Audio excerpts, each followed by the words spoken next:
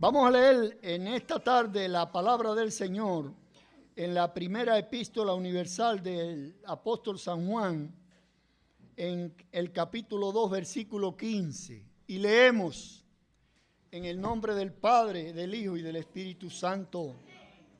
No améis al mundo, ni las cosas que están en el mundo. Si alguno ama al mundo, el amor del Padre no está en él. Porque todo lo que hay en el mundo, los deseos de la carne, los deseos de los ojos y la vanagloria de la vida, no proviene del Padre, sino del mundo.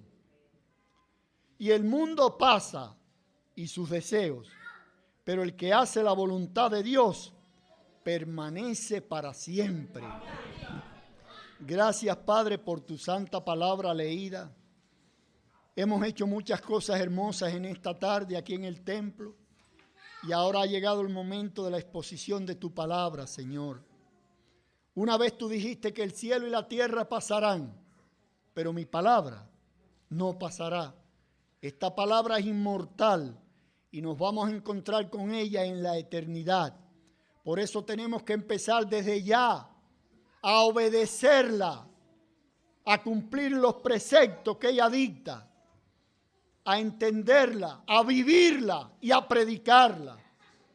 Por eso en este momento te pido que, Señor, vengas en mi ayuda, que unjas mis labios, ilumines mi mente, pongas en mi corazón el amor necesario, me unjas con tu Espíritu Santo, para que la palabra que ha de ser predicada cumpla el rol que le ha sido asignada, llegar al hombre interior, a la mujer interior, y fortalecerlos para ayudarlos, Señor, en esta vida a cumplir con el propósito que Dios tiene para con cada uno de nosotros.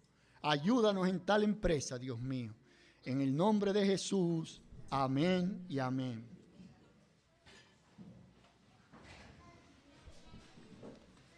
Qué lindo es el Señor.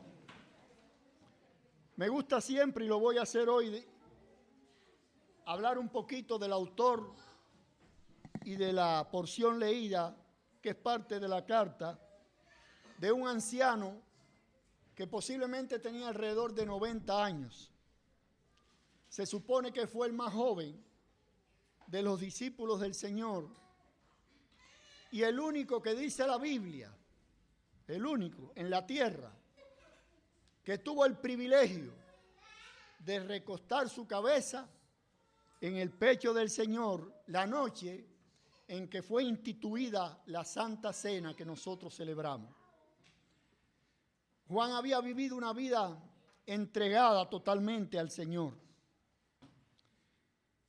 Y ahora el conocimiento adquirido con su maestro muchos años antes y la propia vida que le había enseñado,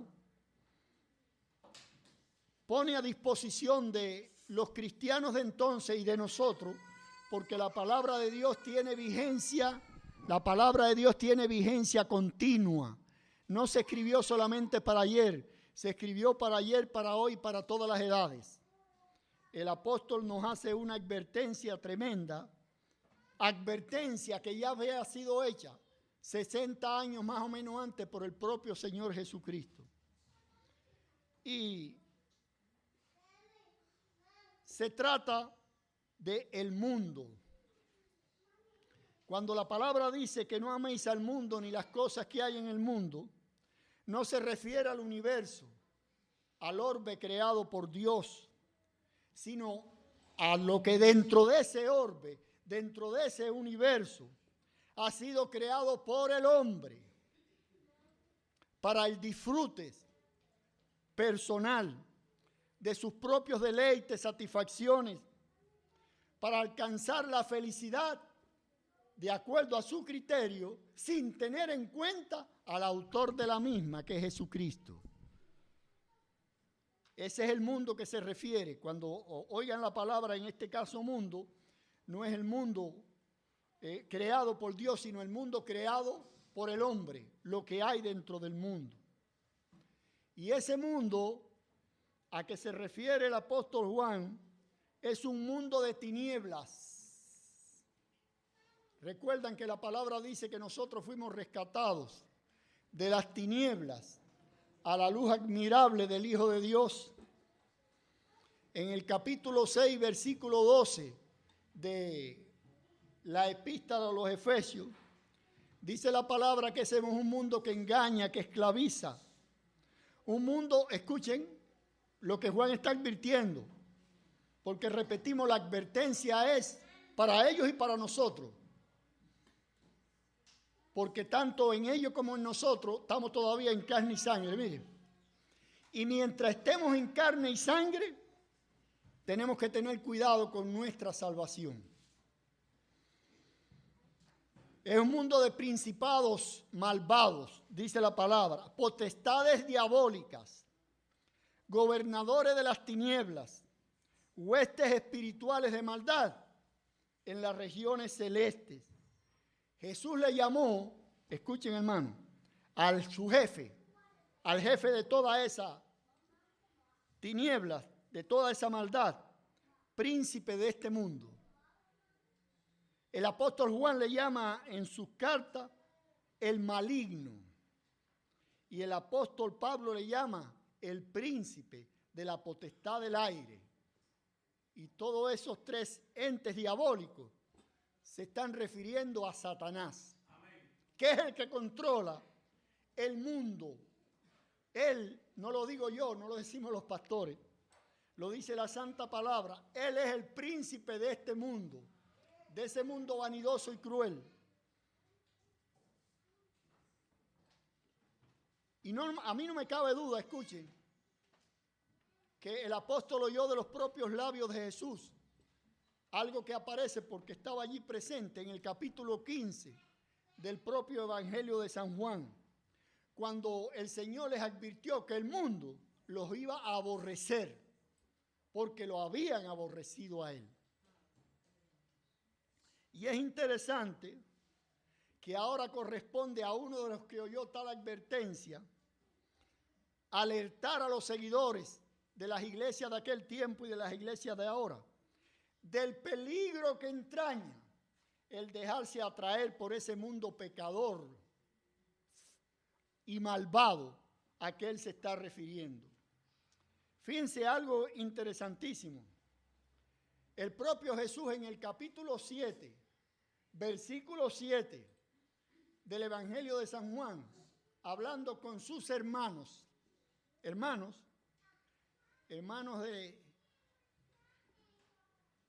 por parte de la madre, le dice, cuando el hermano le dice, ¿por qué no subes a Jerusalén a las fiestas? El Señor le dice, suban ustedes, mi tiempo no ha llegado. El mundo no los puede aborrecer a ustedes. Le está diciendo a los hermanos que ellos son parte de ese mundo malvado. Los hermanos aún no habían creído en él. Pero a mí me aborrece. ¿Y saben por qué aborrecían al Señor? Porque él hablaba de la maldad del mundo. Qué cosa más interesante. Así que en el ministerio terrenal del Señor Jesucristo, él comienza a sentir el rechazo. Bueno, de hecho, fue rechazado desde su nacimiento, perseguido. El diablo movió todos los resortes que tenía, todas las posibilidades para tratar de eliminar al Hijo de Dios que había nacido. No es mi propósito meterme en ese aspecto, pero ustedes saben que cuando Jesús nació, Herodes el Grande trató de matarlo y no pudo porque el Señor lo protegía.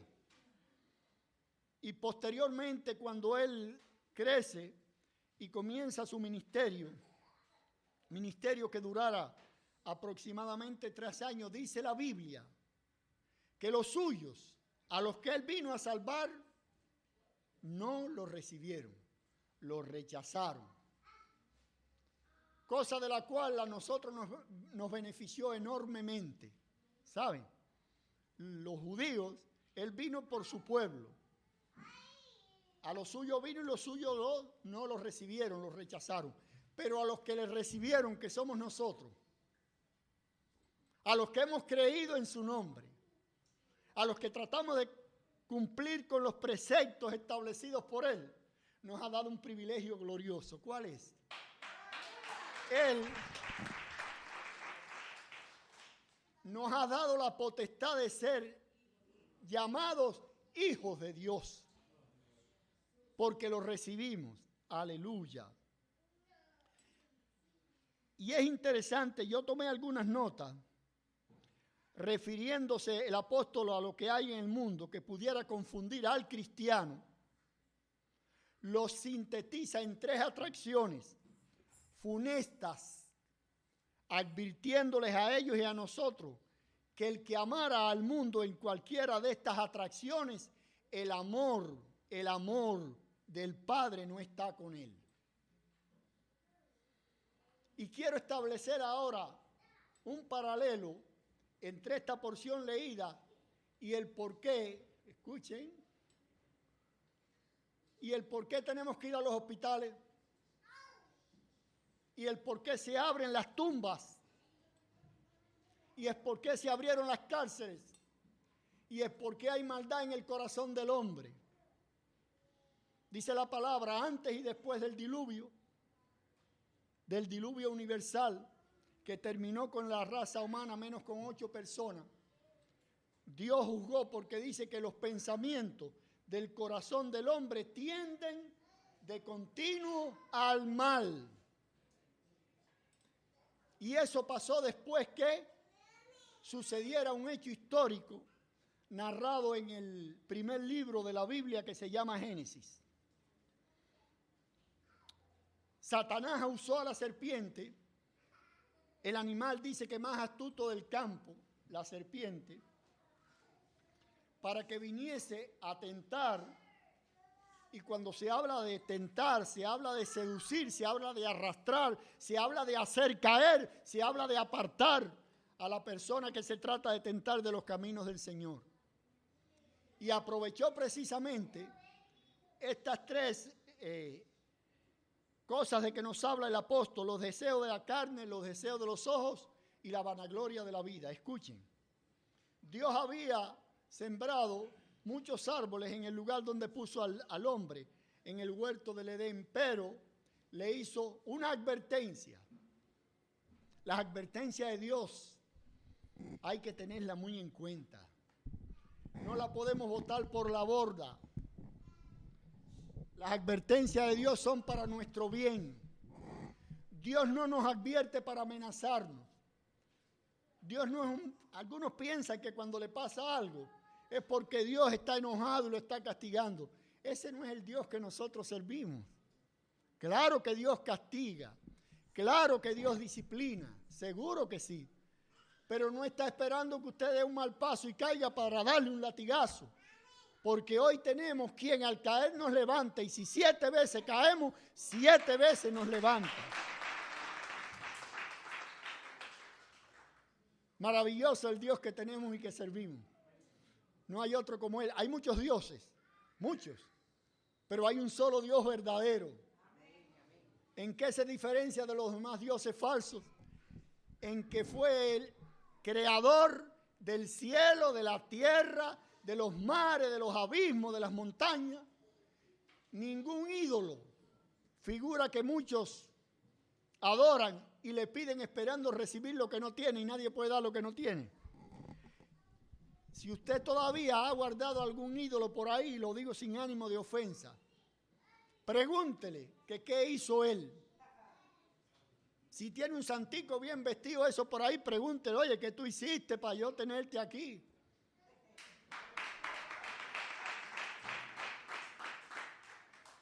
Porque dice la palabra que tienen ojos y no ven, tienen oído y no oyen, tiene boca y no hablan. Y encima de todas esas cosas, cuando se le llena de polvo hay que limpiarlo, porque no se pueden lavar ni la cara ellos mismos. ¿Y usted se cree que si no se puede lavar la cara le va a resolver sus problemas? No, hombre, no.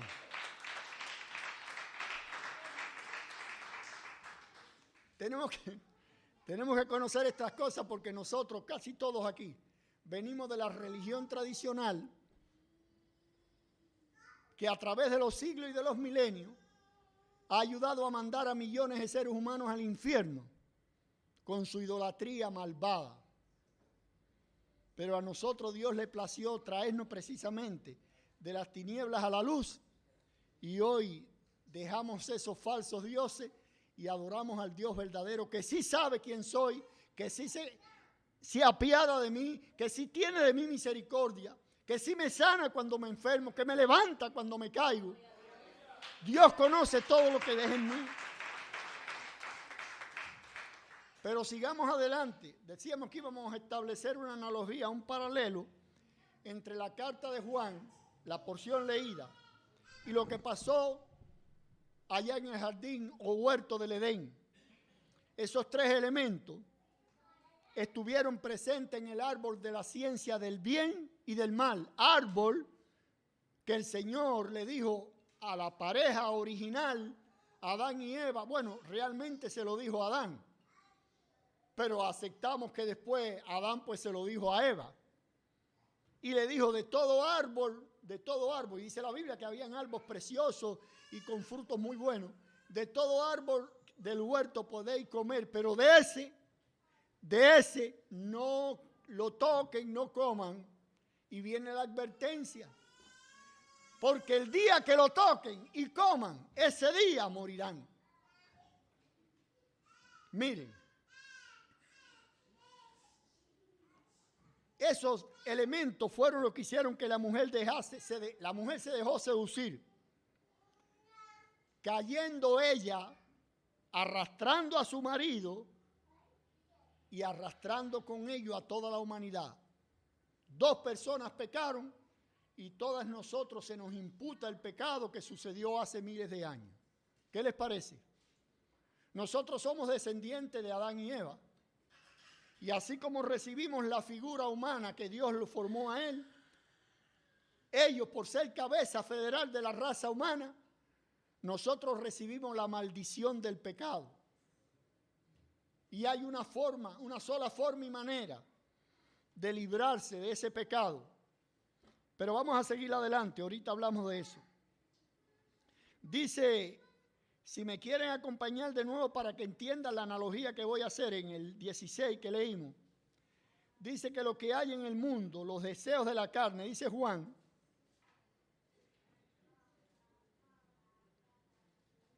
primero vio, que era bueno para comer.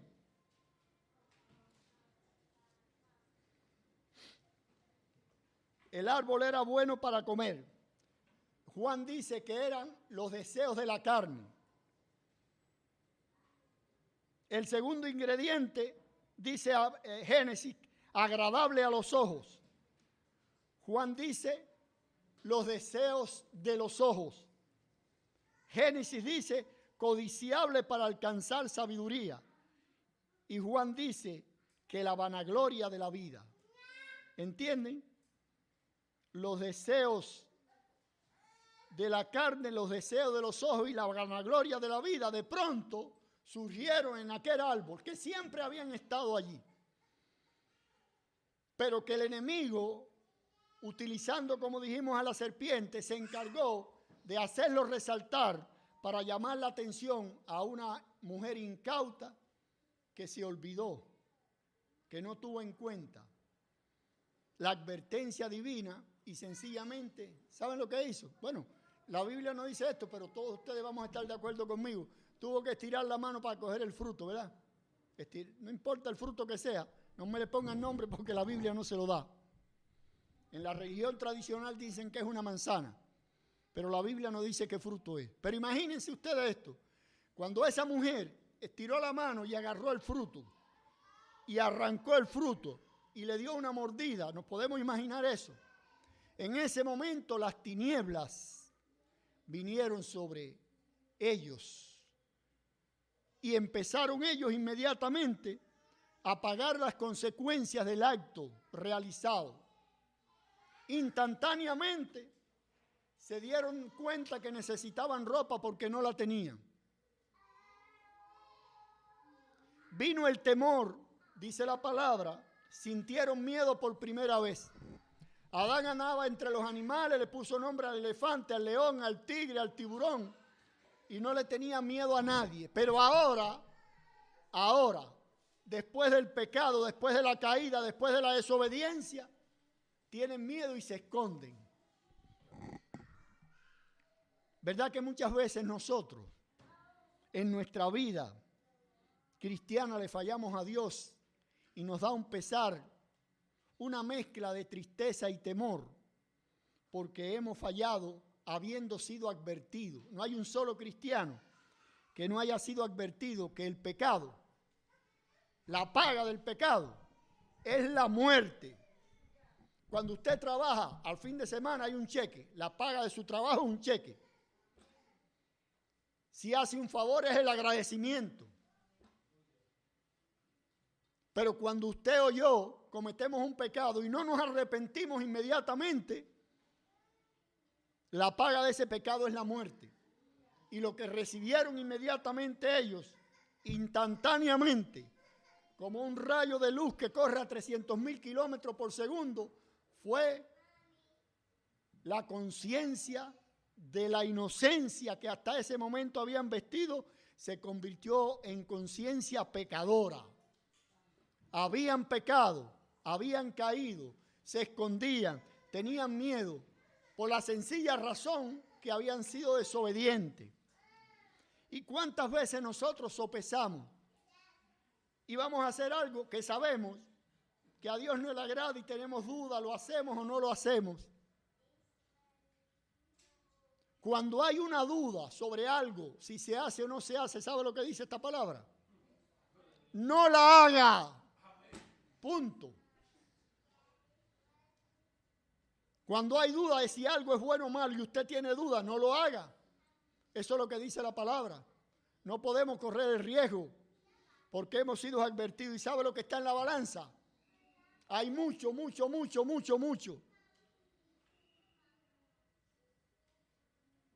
Nuestra alma, el estado final nuestro, tenemos que cuidarlo. La Biblia dice, cuida tu salvación con temor y temblor, porque si la perdemos, la noche de la eternidad es terrible viviendo alejado de Dios. Escuchen, hermanos, la carne y el espíritu, dice la Biblia en Romanos y en Gálatas, que son irreconciliables. El diablo se opone en todo a Cristo. Asimismo, dice el apóstol Juan, que el mundo y lo que en él hay es contrario a la voluntad de Dios. Qué hermoso es esto.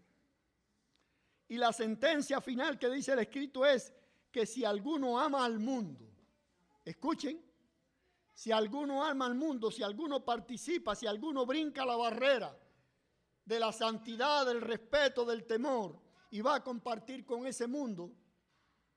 ¿Quieren saber del mundo que estamos hablando? Ustedes lo ven todos los días. Prendan la televisión. No hay cosa más asquerosa que estar viendo la televisión hoy en día. Todos los programas o todos los comerciales tienen un sentido erótico, explotando al espíritu morboso que hay dentro de cada ser humano. Y yo tuve el privilegio, en una oportunidad, de preguntarle a uno de los grandes dirigentes de una de estas dos canales de televisión, de las dos cadenas, no sé cómo se llaman, a través de un pariente mutuo, me lo presentaron. Y les dije, ¿por qué ustedes televisan tanta basura? Así, guácata. ¿Por qué ustedes televisan tanta basura? Me mira así. Digo, sí, porque todas esas novelas y todo eso es porquería, eso es inmundicia. Me miró y me dijo, ¿sabe por qué lo hacemos? Con una copa en la mano, ellos mientras beben y fuman sus cosas, están escribiendo esas novelitas que ya a ustedes no les gustan esas novelas. Pero cuando les gustaban, esas novelas las hacen escribiendo y bebiendo cosas inmundas. Me miró a los ojos y me dijo, ¿usted sabe por qué la publicamos y la televisamos? Porque a la gente le gusta. Y nosotros le damos a la gente lo que le gusta. Y yo como pastor, Y creo que todo pastor que se respete, todo hombre de Dios, todo evangelista, yo no predico lo que le gusta a ustedes, yo predico lo que le agrada a Dios.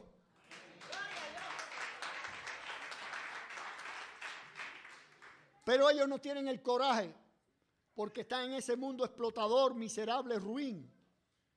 Hoy hay unas personas famosas, un artista, lo que sea, lo llevan, lo suben, y esto, si esa persona cae en desgracia, se olvidan y agarran a otro. ¿Se han fijado? ¿Cuántos hombres hay en nuestras calles hoy? ¿Sabe quién es? Que la inmensa mayoría de ellos, no todos, son producto de la sociedad y del comercialismo explotador. Casi todos empiezan por la droga, por el licor, champán, sidra, hoteles con tremendos chandeliers y todas esas cosas, invitando al individuo a beber. Mientras paga y bebe, fantástico. El día que se vuelva un borracho que hasta la familia lo bota del hogar, ese día la sociedad lo rechaza, no sirve, vamos a coger a otro. Esa es la sociedad, ese es el mundo que Juan dice, no améis el mundo ni las cosas que en él están. ¿No es maravilloso, hermano? En el mundo en que nosotros vivimos, cuando uno, hermano, cae, dice la palabra, que lloremos con los que lloran y gocémonos con los que se gozan. Y cuando uno de los nuestros cae, el Señor es el primero que se interesa en levantarlo, no en pisotearlo, no en acabar con él.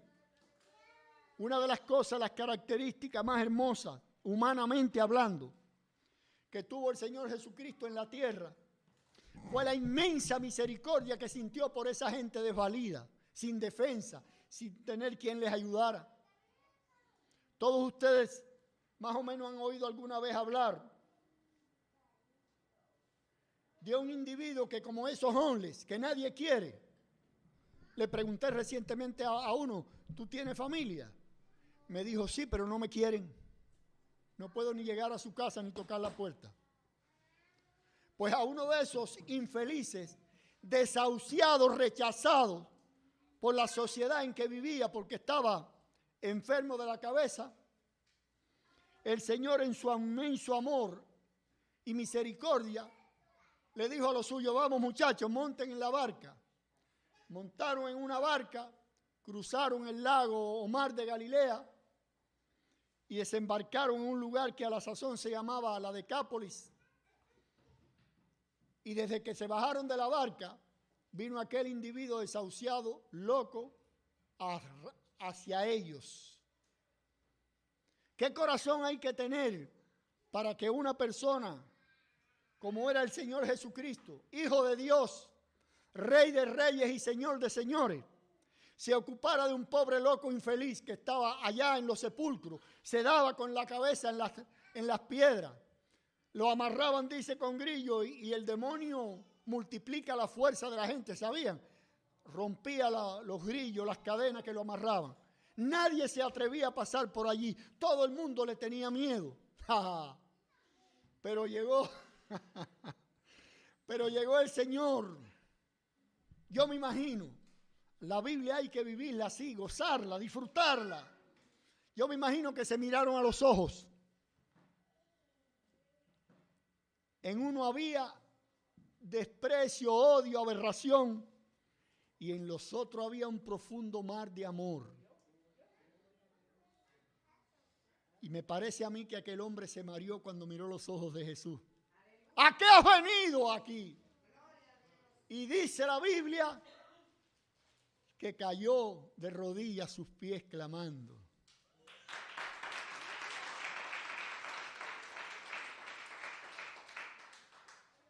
Cada vez que el Señor se metía con la gente del mundo era para rescatarlo. Reprendió a los demonios y eran muchos. Cuando el Señor le preguntó el nombre, ¿cómo te llamas? Legión. Tenía legiones de demonios.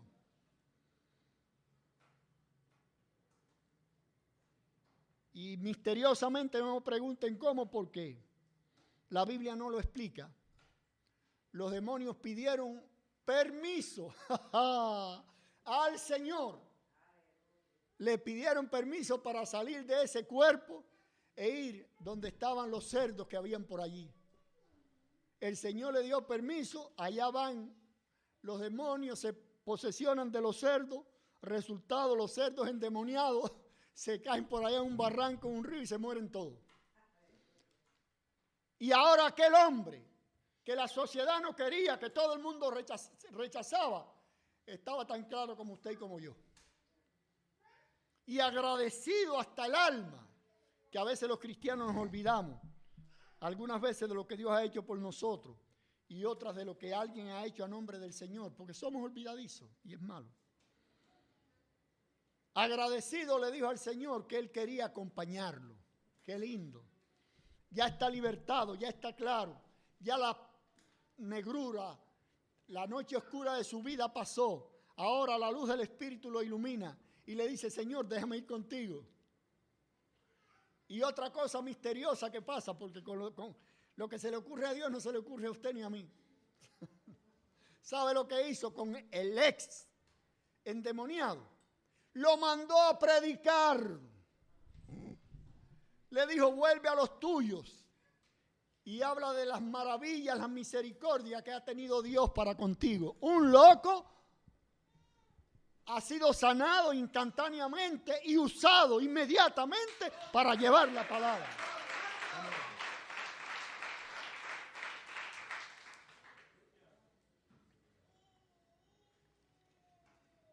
Gracias, hermano.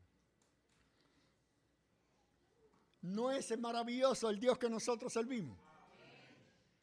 Y si se ocupó de un loquito por allá, que no le servía, que no conocía lo que era Dios ni nada, ¿usted cree que no se va a ocupar de usted y de mí?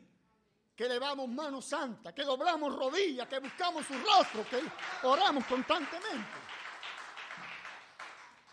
Lo único es que tenemos que tener el coraje, que a veces nos falta, de poner nuestra problemática en las manos del Señor.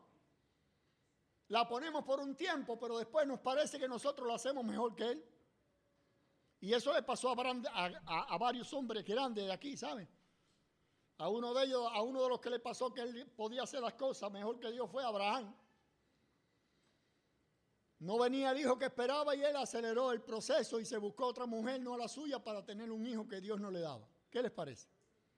El hombre muchas veces ha retardado y en otras acelerado el proceso de la historia. Pero lo más hermoso es ser obediente hasta el final. Y tener en cuenta, hermano, las advertencias de este santo libro. No en vano están escritas. Esto no se escribió para los ángeles, arcángeles, querubines, serafines. No, Señor. Ellos no lo necesitan. Ellos están en la presencia de Dios. Esto se escribió para el ser más infeliz de la creación que somos nosotros. Pecadores, éramos pecadores, ahora somos libres. Aunque Pablo dijo, yo soy el primero de los pecadores. ¿No es maravilloso, hermano? La guía del hombre en la tierra debe ser esto. El que la siga, el que siga esta guía y haga caso a los sabios consejos y divinas advertencias, tendrá un final feliz y un comienzo glorioso. Fíjense, el final feliz será como David. David, dice la Biblia, que murió en su cama tranquilo. ¿Se imaginan dónde entró David después de la muerte? Donde el Señor lo llevó, el Señor. Y cuando usted y yo partamos de esta tierra, si mantenemos, si nos mantenemos, si llegamos al final, porque esto no es el que empieza, esto es del que acaba, esto es del que llega al final. Allá al final del pasillo de la vida, usted se puede imaginar al Señor esperándonos. Está allí esperando por nosotros. Por eso la advertencia del Señor Jesucristo en Apocalipsis: séme fiel hasta la muerte y te daré la corona de la vida. Y me gusta, para terminar, decir algo que dije anoche también en la iglesia, porque lo dice la Biblia, pero yo lo vivo, yo lo siento. A los que estamos un poquito alejados del Señor, o los que están, a los que piensan venir o no venir, haga una prueba. Dice la Biblia, dice este santo libro. Escuchen, hermano.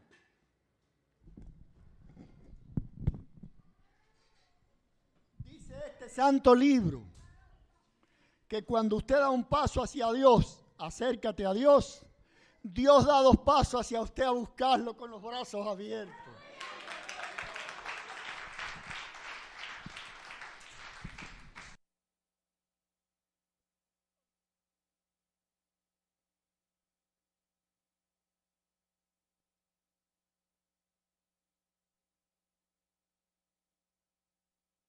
Fíjense que lo vio cuando venía de lejos y no esperó a que el hijo llegara. Él corrió a donde estaba el hijo. Tipifica a Dios y al hombre pecador que se arrepiente, y Dios avanza rápido a darle un abrazo y a decirle: bienvenido, bienvenido al hogar celestial. Aleluya. El hijo pródigo es la tipificación del padre amoroso que le dolió el corazón cuando el hijo se apartó, porque Dios sufre. ¿Qué les parece? Jesús lloró en 2 oportunidades. La Biblia en el capítulo 6 de Génesis dice que Dios le dolió en el corazón la maldad y el pecado del hombre. Y la misión nuestra es llevar alegría, hacer que el Señor se sienta glorificado en todo momento, porque para eso fuimos creados. Escuchen la última advertencia. También me gusta repetir eso porque a veces se pierde el concepto de para qué usted y yo fuimos creados. Sabemos mucho para lo que no fuimos creados. Nosotros no fuimos creados para jugar a la pelota, ni jugar al dominó, ni jugar a los gallos. Nosotros fuimos creados, el hombre fue creado para la alabanza de la gloria del Dios creador. Eso está en Isaías 43:7.